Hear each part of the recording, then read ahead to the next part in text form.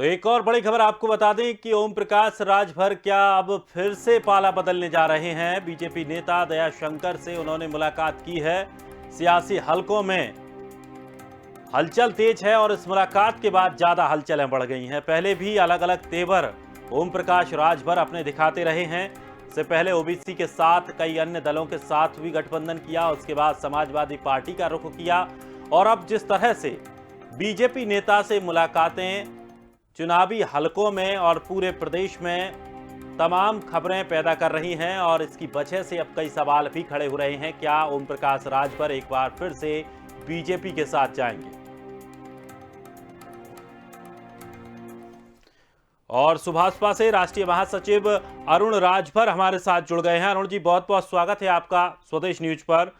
क्या लग रहा है जिस तरह से चुनाव अब करीब आते जा रहे हैं, चूंकि अब तो तारीख भी तय हो गई है, ओम प्रकाश राजभर लगातार पहले बीजेपी के साथ रहे, उसके बाद ओबीसी से साथ में गए, जो कई दल भी थे उसमें 13-14 दलों के साथ रहे, उसके बाद समाजवादी पार्टी में आए और अब फिर से बीजेपी नेता से मुलाकात के बाद अब तमाम सवाल उठ रहे हैं। क्या एक बार फिर से ओम प्रकाश राजभर बीजेपी के पास जाएंगे?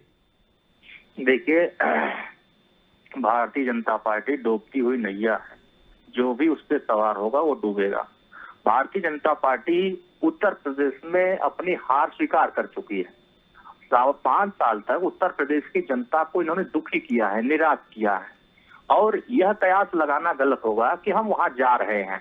हम कतई वहां नहीं जा रहे हैं। उत्तर प्रदेश की जनता को हम आश्वासन देते हैं कि हम माननीय अखिलेश यादव को 10 मार्च को हम मुख्यमंत्री बनाने जा रहे हैं और उत्तर प्रदेश की जनता जिस बदहाली से 5.5 साल तक गुजरी है, चाहे कोरोना का मामला रहा हो, चाहे किसानों का मामला हो, चाहे नौजवानों का मामला हो, चाहे महिलाओं का मामला रहा हो और चाहे महंगाई का मामला रहा हो, उत्तर प्रदेश की जनता हर एक बीमारी से जूझ रही है। यही मोदी जी, योगी जी उत्तर प्रदेश में कहे थे कि हम 70 लाख नौजवानों को रोजगार देंगे। 4.5 लाख रोजगार भी दिया तो उसमें भी घोटाला कर दिया। 69,000 शिक्षक भर्ती का घोटाला हुआ, 68,500 घोटाला हुआ और शिक्षा मित्रों को नौकरी देने की बात किया था। 5 साल बीतने जा रहा है, कुछ भी वादा इनका पूरा नहीं हो पाया। तो उत्तर प्रदेश की जनता महंगाई से जूझ रही है। यही कहे थे कि जो हमारी सरकार बनेगी तो 300 रुपए का सिलेंडर मिलेगा, लेकिन आज 1200 रुपए का सिलेंडर बेच रहे हैं। सरसों का तेल महंगा कर दिए, 250 रुपया किलो दाल बिचवा रहे हैं। तो प्रदेश की जनता महंगाई से जूझ रही है। नौजवान आज लाठी भाज रहे हैं। ये सरकार के जो गुंडे हैं, योगी आदित्यनाथ के इशारे पर पुलिस लाठियां बरसाई है पूरे 5 साल तक।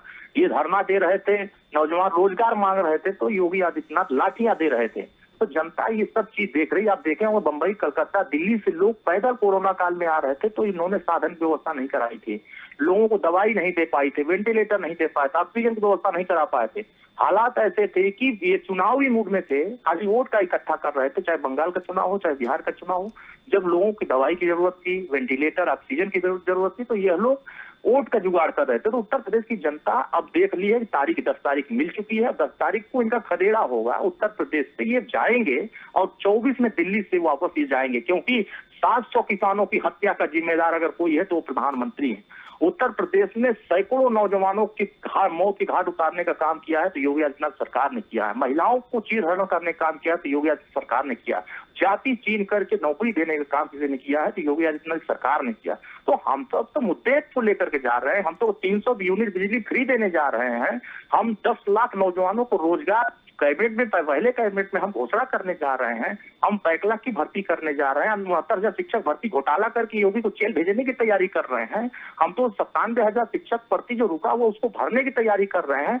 हम उत्तर प्रदेश के खुशहाली के रास्ते पर ले जाने के लिए जो विकास रुका हुआ है 2017 से पहले बात से, वो विकास को हम आगे बढ़ाने के लिए माननीय अखिलेश यादव जी को मुख्यमंत्री बनाने जा रहे हैं। और माननीय ओम प्रकाश राजभर जी ने तो कसम खाया है कि हम भारतीय जनता पार्टी को जब तक उत्तर प्रदेश से हटा नहीं लेंगे तब से हम चैन से बैठेंगे नहीं। भाजपा के नेता तो खुद परेशान है, वहां बेकलाए हुए हैं, पागल हुए हैं कि वहां तो हम जीत नहीं पा रहे हैं। तो हमारे साथ आकर के वो लड़ना चाहते हैं। भाजपा को छोड़ करके वो हमारे साथ जुड़ना चाहते हैं। तमाम ऐसे मंत्री विधायक है जो हमारे संपर्क में आ रहे हैं।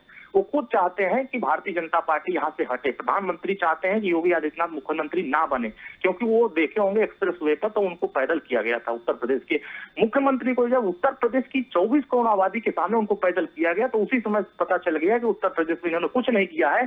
तब योगी आदित्यनाथ को पैदल करने के बाद मुख्यमंत्री प्रधानमंत्री खुद चुनाव मूड में आकर के उत्तर प्रदेश में चुनाव लड़ रहे थे। ये देश का चुनाव नहीं हो रहा है, उत्तर प्रदेश की 24 करोड़ जनता का चुनाव हो रहा है। यहाँ शिक्षा, स्वास्थ्य, रोजगार, बिजली, पानी, सड़क, यहाँ नौकरी पर लड़ाई होगी, यहाँ नफरत और धर्म की लड़ाई नहीं होगी। 2022 में हम लोग 10 मार्च को सरकार की विदाई करेंगे और अपनी सरकार प्रचंड बहुमत की। जनता देखिए ना, वो जैसे हम लोग ये अभी यात्रा निकाले हैं समाजवादी विजय यात्रा, गाजीपुर से लखनऊ तक, बुंदेलखंड तक, आप गाजियाबाद तक देखेंगे, चारों तरफ जनता का एक ही मिजाज है कि परिवर्तन, बदलाव, और जनता बदलाव के मूड में, और बदलाव बूथ पर जाकर के वोट देने का तारीख इंतजार कर रही थी और वोट देने का तारीख समय आ गया, वोट देने जा रही है। बूथ पर लाइन लगा करके भाजपा का खदेड़ा करेगी और उत्तर प्रदेश में माननीय अखिलेश यादव जी को मुख्यमंत्री बनाने का काम करेगी, क्योंकि उत्तर प्रदेश की जनता बहुत झेल चुकी है, महंगाई से झेल चुकी है। आज किसान देख लीजिए ना, सड़क पर किसानों को के खेत में अन्ना पशु जाकर के उनका खेत चर जा रहे हैं, गेहूं बोए हैं, वो आलू बोए हैं, वो तमाम मटर चना जो भी बोया हो चर जा रहे हैं, लेकिन योगी और मोदी दोनों मिलकर के उसको हटा नहीं पाए। डबल इंजन की सरकार, अब कौन सा इंजन, अमेरिका वाला इंजन जोड़ना चाहते हैं, यहाँ ब्रिटेन वाला इंजन जोड़ना चाहते हैं। अब तो देश में जब 20 मिनट में हमारा प्रधानमंत्री ये मान चुका कि हम सुरक्षित नहीं है। कल तक लोगों को यही भाषण दिया करते थे कि जो सुरक्षित यहाँ नहीं है वो पाकिस्तान चला जाए, तब तो प्रधानमंत्री को भी पाकिस्तान चला जाना चाहिए, योगी आदित्यनाथ को भी पाकिस्तान चला जाना चाहिए, क्योंकि उत्तर प्रदेश की जनता अब इन दोनों लोगों के इशारे में नहीं रहना चाहती है। वो बदलाव करने के लिए माननीय अखिलेश यादव जी के शिक्षित उम्मीदवार के साथ रहना चाहती है जो योग्य हो। तो फिर जिस तरह से बीजेपी नेता दयाशंकर से मुलाकात हुई है, इस मुलाकात के फिर क्या मायने निकाले जाएं?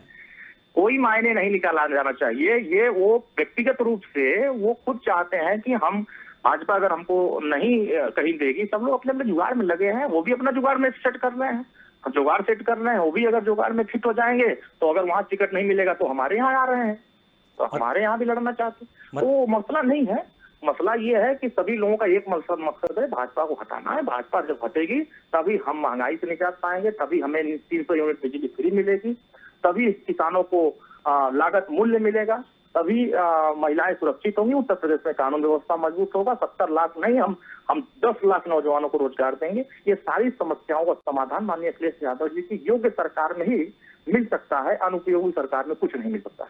तो ये मान लें कि अब चूंकि आप कह रहे हैं कि अब दयाशंकर जी ही आपसे बात करना चाह रहे हैं, दयाशंकर जी खुद बीजेपी छोड़कर आपके पास आना चाह रहे हैं।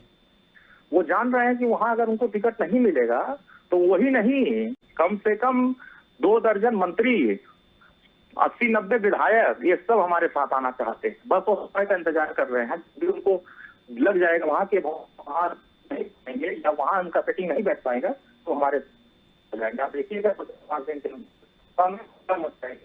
लगने वालों।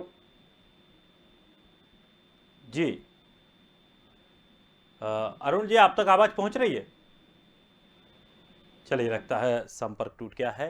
लेकिन जिस तरह से अब मुलाकात हुई है ओम प्रकाश राजभर की बीजेपी के नेता दयाशंकर के साथ, उसके बाद से अब तमाम सवाल उठकर साफ आ रहे हैं। लेकिन अभी जिस तरह से आपने सुना कि किस तरह से ओम प्रकाश अरुण राजभर, जो कि पार्टी के महासचिव हैं सुभाषपा के, उन्होंने साफ तौर पर कहा है कि उनकी पार्टी कहीं भी नहीं जा रही है, वो समाजवादी पार्टी के साथ ही रहेंगे, चुनाव लड़ेंगे। बीजेपी को लेकर उन्होंने तमाम बातें कही और उन्होंने साफ तौर पर यह कहा कि जो बीजेपी के कुछ नेता हैं वो अब ओम प्रकाश राजभर से संपर्क करना चाहते हैं, समाजवादी पार्टी से संपर्क करना चाहते हैं। अगर उनका बीजेपी में टिकट कटता है तो वो यहां से टिकट की उम्मीद लगाए बैठे हैं, इसलिए ये मुलाकातें हो रही हैं। तो यहां पर जिस तरह से सवाल उठ रहे थे, सियासी सरगर्मियों में जो सवाल फैल रहे थे कि क्या ओम प्रकाश राजभर फिर से पाला पलटने वाले हैं, इस बात का उन्होंने खंडन किया है।